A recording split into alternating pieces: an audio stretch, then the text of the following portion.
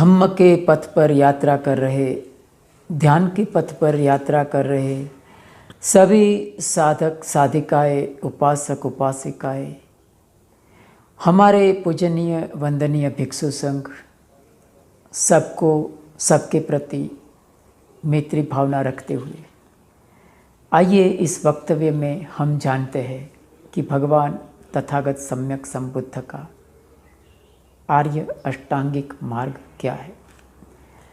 हो सकता है कि इस वक्तव्य का एक से ज़्यादा एपिसोड बने, एक के बाद एक हम देखते हैं। भगवान तथागत बुद्ध ने उनका जो मार्ग है उसको आर्य अष्टांगिक मार्ग कहते हैं, जो आर्य का है और 8 अंगों वाला है, इसीलिए उसे आर्य अष्टांगिक मार्ग कहते हैं। जो इंसान धम्म के पथ पर, सत्य के पथ पर, तथ्य के पथ पर जो आरूढ़ होता है, जो आगे बढ़ता है, उसे हम आर्य कहते हैं। 2600 साल के अंदर भाषा बदल जाती है, शब्द बदल जाते हैं, शब्दों के अर्थ बदल जाते हैं, उसका तात्पर्य बदल जाते हैं, कहने का जो ढंग है वो भी बदल जाता है। आर्य शब्द का जो पुरातन काल में इस्तेमाल होता था वो अलग था। उसके प्रति कुछ गैर समझ ऐसी होती है कि जो पर्टिकुलर दिखावे वाला है, उनका दिखावा बड़ा ही भव्य है, ऐसा आदमी को आर्य कहते थे। ऐसा नहीं है। आर्य जन वो होता है जो कि धम्म के पथ पर, सत्य के पथ पर जो आरूढ़ होता है, जो धम्म के पथ पर चलता है, सत्य के पथ पर चलता है, जो सदाचारी है, उसे आर्यजन कहा जाता था। उस मायने से ये आर्य का मार्ग है और 8 अंगों वाला है, इसलिए उसे अष्टांगिक मार्ग कहते हैं। भगवान तथागत सम्यक संबुद्ध का मार्ग 8 अंगों वाला है और यही भगवान बुद्ध के मार्ग, यही उसके धम्म की आधारशिला है। इदम्पि खोपन भिक्खवे अरियो अठंगिको मग्गो सेयथीदम। जो आर्य अष्टांगिक मार्ग है, 8 अंगों वाला मार्ग है, उसमें 8 जो अंग है वो कौन कौन से है। तो भगवान बुद्ध कहते हैं जैसे कि सेयथीदम, सम्मा दिट्ठी, सम्मा संकप्पो। सम्मा का अर्थ होता है ठीक ठीक, राइट, अर्थात जो एकदम योग्य है, युक्त है, उसे कहते हैं सम्मा। जो सम्यक है, जो समत्व प्रदान करता है। सम्मा दिट्ठी, सम्मा दिट्ठी के अगेंस्ट में मिच्छा दिट्ठी भी है, अर्थात वो सम्यक नहीं है, उसको मिथ्या दृष्टि कहते थे। सम्मा दिट्ठी, सम्मा संकप्पो, सम्यक संकल्प, सम्मा वाचा, सम्यक वाणी, सम्मा वाचा, सम्मा कम्मंतो, सम्यक कार्य। हमारा जो मन वचन और शरीर से जो कार्य करते हैं, जिसमें हम इन्वॉल्व होते हैं, वो सम्यक होना चाहिए, ठीक ठीक होना चाहिए। ऐसा सम्मा दिट्ठी, सम्मा संकप्पो, सम्मा वाचा, सम्मा कम्मंतो, सम्मा आजीवो, अर्थात हमारी जो आजीविका है, हम जो एक गृहस्थ होने के नाते हम हमारा परिवार का भरण पोषण के लिए, उनके गुजरान के लिए हमें जो आजीविका धन उपार्जन करना पड़ता है, वो किस मार्ग से आता है। वो सम्यक मार्ग से आता है कि असम्यक मार्ग से आता है कि मिथ्या मार्ग से आता है। उसे कहते हैं सम्मा आजीवो। सम्मा आजीवो, सम्मा व्यायामो, सम्यक व्यायाम। सम्यक व्यायाम अर्थात हमारा जो शरीर है उसकी पुष्टि के लिए, उसको तंदुरुस्त बनाने के लिए हम कुछ एक्सरसाइज करते हैं, कसरत करते हैं, वो है। और दूसरा कि जो हमारा मन है उसके लिए भी कुछ व्यायाम होता है, कुछ कसरत होता है, उसको संपद्धान कहते हैं। तो ये है सम्मा वायामो, सम्मा आजीवो, सम्मा वायामो, सम्मा सति, सम्मा समाधि। सम्मा सति अर्थात जो हमारी स्मृति है, स्मृति अर्थात हमारी जागृति है। हम क्या बोल रहे हैं, हम क्या सुन रहे हैं, हम किस तरह से व्यवहार कर रहे हैं, ये सब बातें सम्यक होना चाहिए। हमारा जो सति जागृति है, हर एक क्रिया के प्रति हमारी जागृति बनी रहे और वो भी सम्यक बनी रहे, उसे कहते थे सम्मा सति। सम्मा समाधि, समाधि का अर्थ होता है एकाग्रता, अर्थात जहाँ समाधान है उसे कहते हैं समाधि। तो समाधि का भी दो रूप होते हैं, एक है सम्यक, दूसरा है असम्यक। सम्मा जो समत्व प्रदान करता है, जो सम्यक है, दूसरा मिथ्या समाधि है। तो ये 8 अंगों वाला मार्ग भगवान बुद्ध का है, उसी को आर्य अष्टांगिक मार्ग कहते हैं। ये भगवान बुद्ध के धम्म की नींव है। एक भगवान सम्यक संबुद्ध, उनके धम्म का एक विशिष्टता यह है कि आप किसी भी धम्म के एक शब्द को पकड़ लें, धम्म के त्रिपिटक में से कोई भी एक शब्द को पकड़ ले और उसका विश्लेषण करते जाए, तो एक समय आएगा कि पूरा त्रिपिटक एक शब्द मात्र में से निकल आएगा। ये भगवान बुद्ध के धम्म की एक विशिष्टता है कि किसी भी एक शब्द को, एक वाक्य को अगर पकड़ लेते हैं तो पूरा त्रिपिटक उसके इर्द गिर्द जमा होने लगता है और पूरा त्रिपिटक का सार एक ही शब्द में, एक ही वाक्य में समाया हुआ मिलता है। तो आइए इस वीडियो के माध्यम से हम आर्य अष्टांगिक मार्ग की जो एक एक कड़ी है उसके अंदर हम गहराई में जाते हैं और एक एक कड़ी को हम समझते हैं। आर्य अष्टांगिक मार्ग की पहली कड़ी है, पहला उसका अंग है सम्मा दिट्ठी। सम्मा दिट्ठी, दिट्ठी का अर्थ होता है दर्शन, सम्मा का अर्थ होता है सम्यक, सम्यक दर्शन। और दूसरी तरफ है मिथ्या दर्शन। ये दोनों पहलुओं को हमें अच्छी तरह से भावित करना पड़ेगा, समझना पड़ेगा। पहले तो ये समझते हैं कि मिथ्या दर्शन क्या है। जैसे मैंने कहा कि 2600 साल में पूरा शब्दों का पूरा अर्थ, तात्पर्य, शब्दों का कहने का ढंग, ट्यून सब बदल जाता है। तो दर्शन शब्द का अर्थ भी बहुत बदल गया।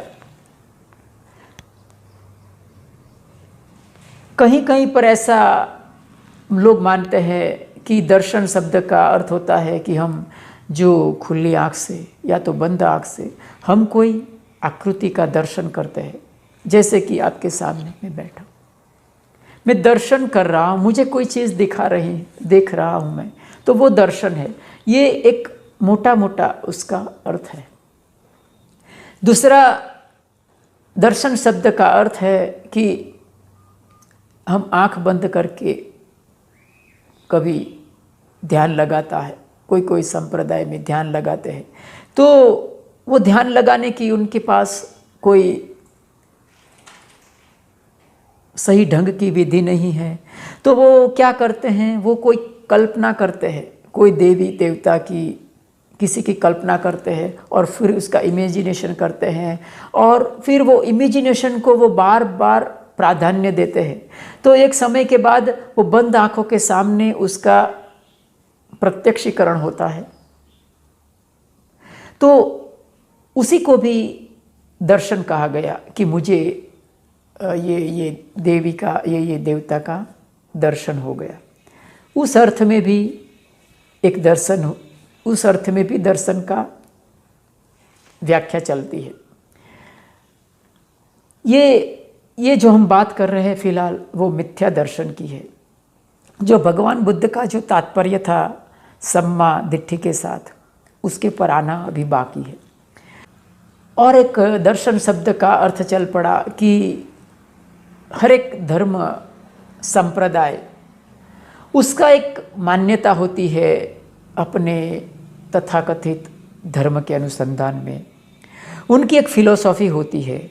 वो फिलॉसफी को लेकर एक पूरा एक स्क्रिप्चर तैयार होता है, उनकी धम्मवाणी को लेकर वो स्क्रिप्चर तैयार होता है। वो स्क्रिप्चर को दर्शन कहा जाता है। जैसे कि सांख्य दर्शन है, न्यायिक दर्शन है, बौद्ध दर्शन है, योग दर्शन है, ऐसे बहुत सारे दर्शन भारत में हुआ करते थे। भगवान बुद्ध की सम्मा दिट्ठी के साथ उस प्रकार के दर्शन को दूर परे का संबंध नहीं है। भगवान, अभी हम विषय पर आते हैं कि सम्मा दिट्ठी का अर्थ क्या होता है। कि जो चीज़ जैसी है वैसी ही देखना, जो चीज़ जैसी है वैसी ही उसको भावित करना, उसको कहते हैं सम्मा दिट्ठी। उसके ऊपर कोई भी कल्पना को, किसी भी विचार को, किसी भी दृष्टि को आरोपित नहीं करना है हमें। भगवान बुद्ध का जो सम्मा दिट्ठी का कॉन्सेप्ट है वो बिल्कुल सत्य के आधार पर चलता है, तथ्य के आधार पर चलता है। आपने शायद मेरे पहले के एक वीडियो में सुना होगा कि भगवान बुद्ध को तथागत क्यों कहा जाता था। क्योंकि वो तथ्य के सहारे सहारे चलते थे। वो जो सत्य है उसके भीतर, उसके और भीतर तथ्य निवास करता है। भगवान बुद्ध उसके सहारे सहारे सहारे गमन करते थे। उसी मायने से उसे तथागत कहा जाता था। तो उसी मायने से सम्मा दिट्ठी है। जो चीज़, जो विषय वस्तु जैसी है वैसी ही उसको देखना। इसके ऊपर कोई भी हमारा ओपिनियन, कोई भी हमारा दर्शन आरोपित नहीं करना है। भगवान तथागत सम्यक संबुद्ध ने कालम सुत्त में बहुत स्पष्ट कहा है कि एक कालम था, वो भगवान बुद्ध के पास आता है और उनको कहता है कि भगवान, ये सब लोग कहते हैं कि हमारा दर्शन सही है, हमारा दर्शन सही है, हमारा मार्ग सही है। तो कौन सा मार्ग सही है? कंका विचिकित्सा होती, मेरे शंका कुशंका पैदा होती है। कोसु इमेसु कोसु नामम सत्यमाहम कोसु मुसादि, कौन सत्य है कौन झूठ है?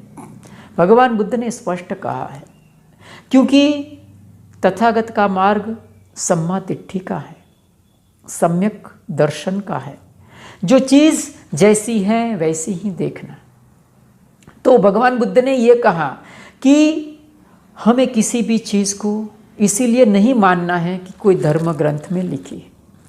किसी भी बात को इसीलिए नहीं मान लेना है कि वो किसी धर्मगुरु ने कही है।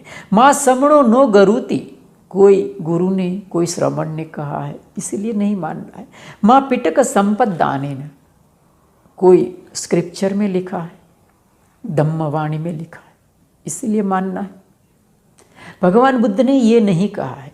भगवान बुद्ध ने कहा न तक्क हेतु माँ तक्क हेतु माँ नय हेतु, न्यायपूर्ण है इसलिए मान लेना है, ये तर्क संगत है इसलिए मान लेना है, नहीं। तो भगवान बुद्ध ने क्या किया? कालामो नाम का जो व्यक्ति था उनको कहता है भगवान बुद्ध के अतनो व जाने याथ, अतनो व जाने याथ, हमें खुद जानना चाहिए कि सत्य क्या है, धम्म क्या है, कौन सा धम्म सही है, कौन सा मार्ग सही है। मग्गा मग्गस के भी दो, सारिपुत्र जो थेर थे उनके बारे में कहा जाए बहुत विवेक युक्त थे वो। तो सम्मा दिट्ठी, सम्यक दर्शन, यानी कोई धर्म ग्रंथ में लिखा है इसीलिए नहीं मान लेना है, कोई श्रवणो गरुति, कोई धर्मगुरु कहता है इसीलिए नहीं माने। सम्मा दिट्ठी, सम्यक दर्शन, अर्थात जो चीज़ जैसी है वैसी ही देखना, धम्म जैसा है वैसा ही देखना। यही पस्सी को आइए देखिए, आइए जानिए। भगवान बुद्ध का मार्ग इस मायने से सम्मा दिट्ठी है, वो पर्यत्ति और पटिपत्ति के समान पटरी पर वो गति करता है। धम्म की उड़ान पर्यत्ति और पटिपत्ति की पंखों पर उड़ान होती है। तो इस मायने से ये सम्मा दिट्ठी है। अभी हम ये तो समझे कि सम्मा दिट्ठी अर्थात जो चीज़ें, जो वस्तु जैसी है वैसी ही देखना है। तो जो चीज़ जैसी है वैसी किस मायने से है? हम भगवान बुद्ध ने क्या कहा है उस विषय पर धीरे धीरे आते हैं। भगवान बुद्ध ने दो प्रकार के सत्य बताया है, एक तो लौकिक सत्य है और दूसरा है परमार्थ सत्य। हम जो चीज़ें देखते हैं, महसूस करते हैं हमारे इंद्रियों से, हमारे आँखों से, कान से, मैं बोल रहा हूँ आप सुन रहे हैं, ये एक लौकिक जगत की सच्चाई है। ये एक लौकिक जगत की सच्चाई है, ये लौकिक सत्य है। एक दूसरा सत्य भी है जो कि लौकिक नहीं है। ये संसार की जितनी भी चीज़ें हैं वो अनित्यता का बोध को समाये हुए हैं। अनित्यता के ऊपर सब चीज़ें अवलंबित है। आपके सामने आज मैं बोल रहा हूँ, ये जो 20 मिनट हुआ तब से मैं बोल रहा हूँ, तो मैं जैसा था 20 मिनट पहले वैसा मैं नहीं हूँ। मैं प्रतिक्षण मेरा व्यय हो रहा है, मेरे शरीर में उत्पाद व्यय हो रहा है, मेरा शरीर धीरे धीरे नष्ट हो रहा है, मैं धीरे धीरे मृत्यु की तरफ गति कर रहा हूँ। ये एक कड़वी सच्चाई है। जीवन एक मीठा झूठ है, जो मृत्यु है वो कड़वी सच्चाई है। हम सब अनित्यता के बोध से बंधे हैं। अनित्यता का जो सत्य है उसके ऊपर हमारा जीवन, हमारा संसार निर्भर करता है। संसार की कोई भी चीज़ जो हमारी इंद्रियों से गम्य है, वो सारी चीज़ अनित्यता के बोध की गुलाम है। Matter is the slave of mind. जितनी भी मटेरियल भौतिक चीज़ें हैं वो सब अनित्यता के सिद्धांत से बंधी हुई है। कुछ भी नित्य नहीं है संसार में। भगवान बुद्ध ने उसी को सक्काय दिट्ठी कहा है, जो मेरा ये 5 स्कंद रूप, वेदना, संज्ञा, संस्कार और विज्ञान है। नाम रूप का जो समुच्चय है वो मैं नहीं हूँ, मेरा नहीं है, मेरी आत्मा नहीं है। उसी को सक्काय दिट्ठी कहा है। जब तक हम सक्काय दिट्ठी से परे नहीं आते हैं तब तक हम सम्मा दिट्ठी में परिपक्व नहीं हो सकते। सम्मा दिट्ठी में परिपक्व तभी होंगे जब हम मिथ्या दृष्टि को समझ पाएंगे, सक्काय दिट्ठी को समझ पाएंगे। यही सुत्तापन का गुण है जिसके अंदर से सक्काय दिट्ठी का जो बंध है वो क्षीण हो जाता है। एक सुत्तापन व्यक्ति जो स्रोत में पड़ जाता है, धम्म के स्रोत में पड़ जाता है, मुक्ति के स्रोत में पड़ जाता है, जो निर्वाण के स्रोत में पड़ जाता है, समाधि के स्रोत में पड़ जाता है, उसे कहते हैं श्रोतापन। और भी श्रोतापन के कुछ गुण होते हैं, लेकिन ये गुण मिथ्या दिट्ठी का, मिथ्या दृष्टि का, सक्काय दिट्ठी का जब टूटता है, उसका क्षय होता है, उसका प्रहाण होता है, तब सम्यक दृष्टि में इंसान प्रवेश करता है। जब तक सक्काय दिट्ठी है तब तक सम्यक दृष्टि नहीं आ सकती है। तो पहला तो जो मेरी इंद्रियां है, आँख, कान, नाक, जीभ, त्वचा है, उसके विज्ञान है, चक्षु विज्ञान है, आँख का विज्ञान है। भगवान बुद्ध के स्क्रिप्चर के अनुसार ये विज्ञान, ये इंद्रिया, ये मन, ये मैं नहीं हूँ, मेरा नहीं है, मेरी आत्मा नहीं है, तो क्या है? अनात्मा है। तो उसी को सम्मा दिट्ठी कहते थे। सम्यक दर्शन तब हुआ जब हम मिथ्या दृष्टि सक्काय दिट्ठी से बंधे नहीं हैं। अगर हम मिथ्या दृष्टि से, सक्काय दिट्ठी से बंधे हैं तो हम सम्मा दिट्ठी का प्रतिपादन नहीं कर रहे हैं। तो मेरा शरीर, ये 5 स्कंद, रूप, वेदना, संज्ञा, संस्कार, विज्ञान, मैं नहीं हूँ, ये मेरी आत्मा नहीं है, मेरा नहीं है। इस बात को अच्छी तरह से अगर हम भावित कर लेते हैं, अच्छी तरह से उसको हम समझ लेते हैं, उसका प्रतिपादन करते हैं, तब जाके हम सम्यक दृष्टि में प्रवेश कर सकते हैं। तो भगवान बुद्ध ने सम्यक दृष्टि किसको कहा है? पहला तो हमें जो नहीं है उसको नहीं है के तौर पर जानना पड़ेगा। सारय्य सार तो गत्वा असारय्य असार तो ते सारमादि गच्छन्ति सम्मा संकप्प गोचरा। सार सार को जान लेना है, असार को छोड़ देना है, असार को असार ही जानना है, उसी को सम्यक दृष्टि कहते हैं। जो चीज़ जैसी है वैसी ही देखना। ये शरीर गुजर रहा है। हम जब भी कोई नदी, तालाब के किनारे बैठते हैं तो वो प्रवाह बह रहा है। ये मोटा मोटा सत्य है कि सब कुछ बह रहा है, सब जा रहा है, सब कुछ समय की अंदर भूतकाल के भूतल में विदा हो रहा है।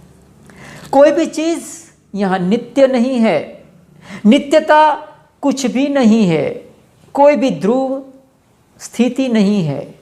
भगवान बुद्ध ने किसी भी स्थिति को ध्रुव, नित्य नहीं कहा है। ये जो मैं हूँ वो भी बदल रहा है। मैं आज से पहले जो 50 साल पहले था वो मैं नहीं हूँ। मेरे भीतर जो ये मैं धबक रहा है, जिसको हम सेंस ऑफ आई कहते हैं, वो भी बदल रहा है। वो भी परिवर्तन का गुलाम है। तो भगवान बुद्ध ने परिवर्तन के सिद्धांत को बहुत महत्व दिया है। सब कुछ अनित्य है, नित्य कुछ भी नहीं है। तो इस तरह की बात को समझना, यह सम्मा दिट्ठी हुआ। हम जब ध्यान करते हैं, विपस्सना का हमने कोर्स किया होगा, हमारे पूज्य गोयंका गुरु जी कहते हैं कि ध्यान करते वक्त सबसे महत्वपूर्ण बात क्या है? जो कि हमारे संस्कार को एक चुटकी में जो खत्म कर सकता है, हमारे गहरे से गहरे संस्कार को जो खत्म कर सकता है, वो है अनित्यता का बोध। अनित्यता का बोध अगर ठीक ढंग से जागता है, हम बराबर सही सही मायने से हम अगर अनित्यता का बोध को समझ लेते हैं, तो हम यान की तरह हम धम्म में, ध्यान में प्रगति कर सकते हैं।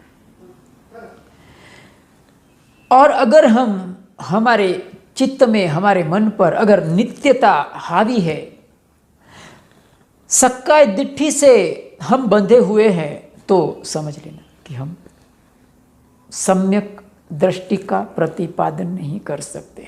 इसीलिए भगवान बुद्ध ने प्राधान्य दिया है सम्यक दृष्टि के ऊपर। मैं सम्यक दृष्टि के ऊपर बहुत ही विस्तृत रूप से समझाने की कोशिश कर रहा हूँ। भगवान का जो तात्पर्य है सतिपट्ठान में, उसके ऊपर धीरे धीरे हम आते हैं।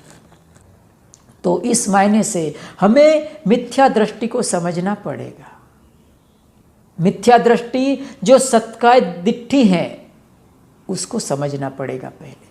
और वो अब तक इस वक्तव्य के जरिए हम अच्छी तरह से वो समझ गए कि क्या मिथ्या दृष्टि है, जो असम्यक दृष्टि क्या है। पहले तो वो असम्यक दृष्टि को हम दूर करते हैं, उससे हम दूर होते, फिर हम सम्यक दृष्टि के ऊपर आते हैं, सम्मा दिट्ठी के ऊपर आते हैं। सम्मा दिट्ठी के बारे में भगवान बुद्ध क्या कहते हैं सतिपट्ठान सुत्त में? कवे दुख जानम, दुख समुदय जानम, दुख निरोध जानम, दुख निरोध पटिपदाय जानम, अयम खोपुच्यति भिक्खवे सम्मा दिट्ठी। ये सम्यक दर्शन है। क्या सम्यक दर्शन है? सम्मा दिट्ठी क्या है? जो दुख आर्य सत्य हैं, उसको दुख आर्य सत्य को अच्छी तरह से वो प्रतिपादन करता है, अच्छी तरह से उसे समझता है। किस तरह से समझता है? तो उसे समझता है श्रुत ज्ञान को आधार बनाकर समझता है, चिंतनमय प्रज्ञा को आधार बनाकर समझता है, भावनामय प्रज्ञा को आधार बनाकर समझता है। दुख है, उस सत्य को अगर ये तीनों एंगल से देखता है, तीनों दृष्टिकोण से जब देखते हैं, तो कह सकते हैं कि ये सम्यक दृष्टि हुआ। ये जो दुख आर्य सत्य है, ये दुख आर्य सत्य ऐसा ऐसा है। तो भगवान बुद्ध ने धम्मचक्र प्रवर्तन सूक्त में दुख आर्य सत्य क्या है उसके बारे में बात की है। तो शायद आपने मेरे पहले के कुछ वीडियो देखे होंगे, उसमें दुख आर्य सत्य के बारे में मैंने बात की है। तो मेरा अनुरोध है आप सबको कि वो मेरा वीडियो आप ज़रूर देखें कि दुख आर्य सत्य कैसे है।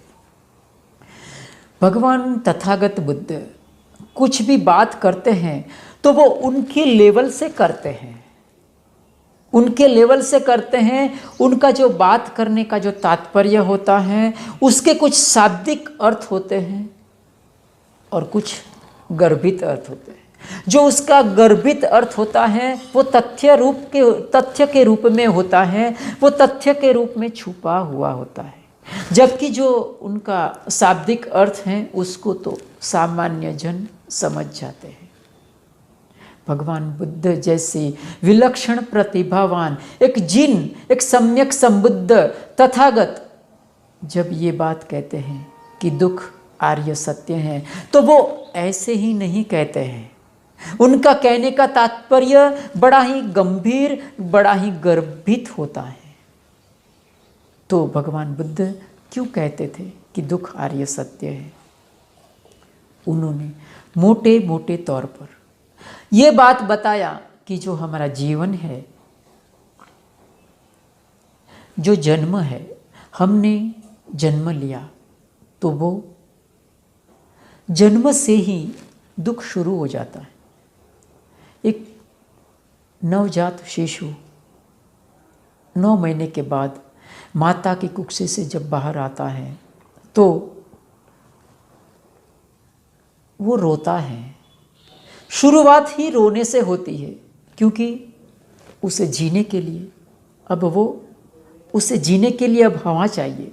पहले वो परावलंबी था माता के ऊपर। माता अपनी कुक्षी में वो शिशु की हर एक जरूरियात पूरी करती थी। उसकी सांस की जरूरियात, उसके शरीर की तमाम जरूरियातें शिशु की माता पूरी करती थी। बाहर आने के बाद उसे स्वनिर्भर बनना पड़ेगा, उसके स्वावलंबी बनना पड़ेगा, और उसकी शुरुआत सांस लेने से होती है। जैसे ही उसका नाड़ी काट देते हैं तो बच्चा रोने लगता है। तो रोना शुरू होता है क्योंकि वो हवा चाहिए, उसे प्रयत्न करना पड़ेगा, उसे एफर्ट लगाना पड़ता है ऑक्सीजन के लिए। तो वहीं से दुख की शुरुआत होती है। जन्म ही भय से शुरू होता है। माता की कुक्षी से शिशु बाहर आता है तो वो भयभीत हो जाता है। मैं ये कौन सी दुनिया में आ गया। तो जन्म ही भय से शुरू होता है। तो कहते हैं भगवान बुद्ध, धम्मचक्क पवत्तन सुत्त में जाति भी दुखा, जरा भी दुखा, व्याधि भी दुखा, मरणम भी दुखा। शिशु, नवजात शिशु हमेशा शिशु नहीं बना रहता है। वो धीरे धीरे एक बाल्य अवस्था में प्रवेश करता है, एक किशोरावस्था में प्रवेश करता है। वो प्रतिक्षण उसका शरीर व्यय हो रहा है, प्रतिक्षण वो धीरे धीरे धीरे वो व्यय हो रहा है। उसका शरीर व्यय होता है धीरे धीरे, बाल्यावस्था को प्रसार करके किशोरावस्था को पसार करते, युवा अवस्था को पसार करके वो आधेड़ अवस्था में पहुंचता है। उसके बाद वृद्धावस्था आती है। जरा भी दुखा, वृद्धावस्था, बुढ़ापा भी दुख है।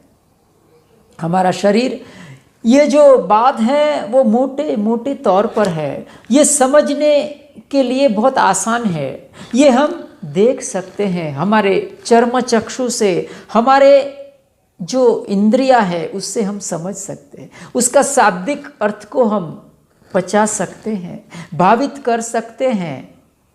आसान है कि ये वृद्धावस्था भी दुख है। क्यों?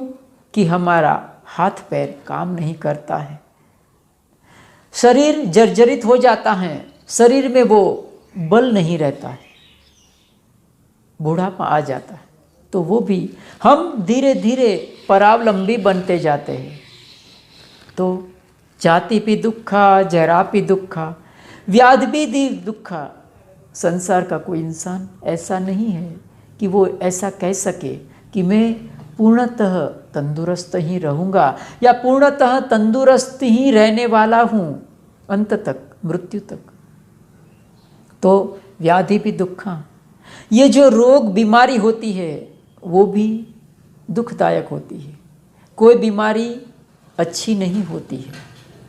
तो व्याधि भी दुखा, मरणम भी दुखा, और मृत्यु तो दुख है ही, उसका तो कोई मना नहीं कर सकता है। तो इस तरह से मोटे मोटे तौर पर भगवान बुद्ध कहते हैं कि ये सब दुख है।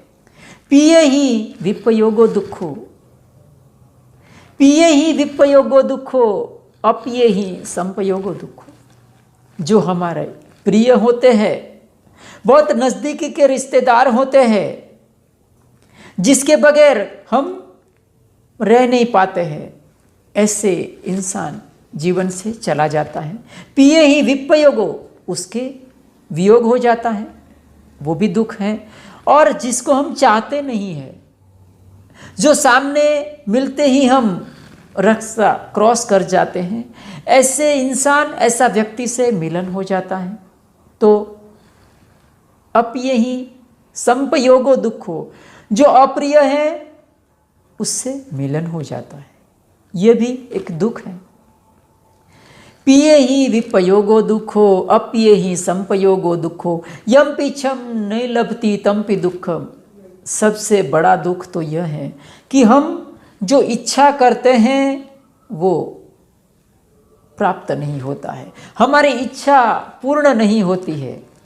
हमारे परिवार में 2 भाई हैं, भाई बहन है, माता पिता है, भाई भगिनी, सब हर एक की इच्छा अलग अलग होती है, हर एक का ओपिनियन अलग अलग होता है।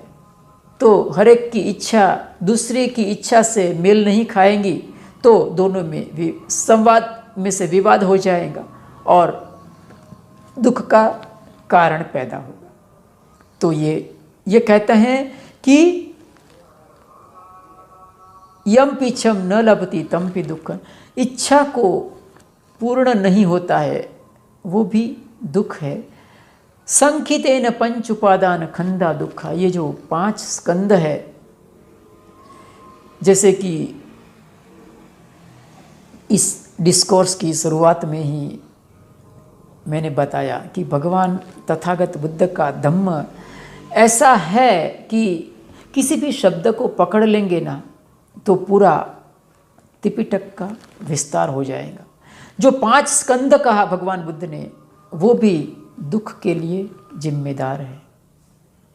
तो जब भी ये दुख नाम के आर्य सत्य को हम अच्छी तरह से समझ लेते हैं, दुख समुदय को समझ लेते हैं, दुख निरोध को समझ लेते हैं, दुख निरोध गामिनी पटिपदा को समझ लेते हैं, तब जाके भगवान बुद्ध कहते हैं कि तब जाके हम कह सकते हैं कि हम सम्मा दिट्ठि में परिपक्व हुए। सम्मा दिट्ठि में परिपक्व होना क्या है तो कि दुख, दुख समुदय, दुख निरोध गामिनी पटिपदा, ये 4 आर्य सत्य को अच्छी तरह से भावित करना, तीनों प्रकार से उसको देख लेना। इस तरह से अगर हम 4 आर्य सत्य को जान लेते हैं तो कह सकते हैं कि हम सम्मा दिट्ठि में परिपक्व हो रहे हैं। तो उसके बाद का जो आर्य सत्य है दुख समुदय है। हमारे जीवन में ये 4 आर्य सत्य को हम एक बीमारी के अनुसंधान में उसको समझने की कोशिश करते हैं। इंसान हमारे जीवन में कभी ना कभी हमें बुखार आया होगा, हम बीमार गिर जाते हैं, सर्दी जुकाम हो जाता है, कोई भी बीमारी हमें पकड़ लेती है तो हम क्या करते हैं, हम डॉक्टर के पास जाते हैं। डॉक्टर के पास जाते हैं, दुख है अर्थात बीमारी है। भगवान को डॉक्टर कहा जाता था, भगवान सम्यक संबुद्ध को डॉक्टर कहा जाता था, वैद्य कहा जाता था, इसी मायने से कि अगर दुख आर्य सत्य है उसका मतलब है कि बीमारी है, दुख है, मर्ज है। तो हम बीमार होते हैं तो डॉक्टर के पास जाते हैं, बुद्ध के पास जाना पड़ेगा, बुद्ध के धम्म के पास जाना पड़ेगा। तो वो हमें क्या करेगा, हमारे पल्स चेक करेंगे, हमारा हार्ट बीट को चेक करेगा, हमारी बराबर से वो इंक्वायरी करेगा कि आपने क्या खाया था, क्या नहीं खाया था, कहाँ गए थे, आप क्या बोले थे, आपके दिनचर्या कैसी है, इत्यादि इत्यादि। जब भी वो पूछेगा तब जाकर प्रिस्क्रिप्शन देगा दवाई का। तो उसका अर्थ है कि वो कारण को ढूंढता है, बीमारी है तो बीमारी का कारण भी है। तो वो कारण के जो बीमारी का कारण है वो दुख समुदय है, जो दुख का कारण है बीमारी का कारण है। बीमारी है, बीमारी का कारण है, बीमारी का कारण है तो बीमारी का निवारण भी है। तो डॉक्टर हमें जो दवाई देता है वो बीमारी दूर करने का उपाय है। फिर जो बीमारी दूर करने का जो उपाय है, जो दवाई है, वो दवाई बनाने की एक फॉर्मूला है, उसको कहते हैं दुख निरोध गामिनी पटिपदा।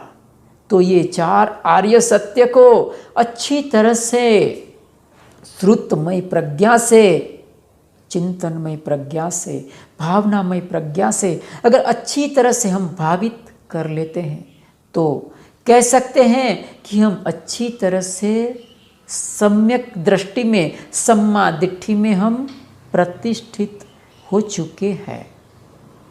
तो ये 4 आर्य सत्य को अच्छी तरह से हम भावित करें, उसका प्रतिपादन करें, अच्छी तरह से सम्मा दिट्ठी में हम स्थापित होवें और हम अपना, अपने समाज का और धम्म के लिए, धम्म के कारवां को आगे बढ़ाने में हम सहयोगी बने।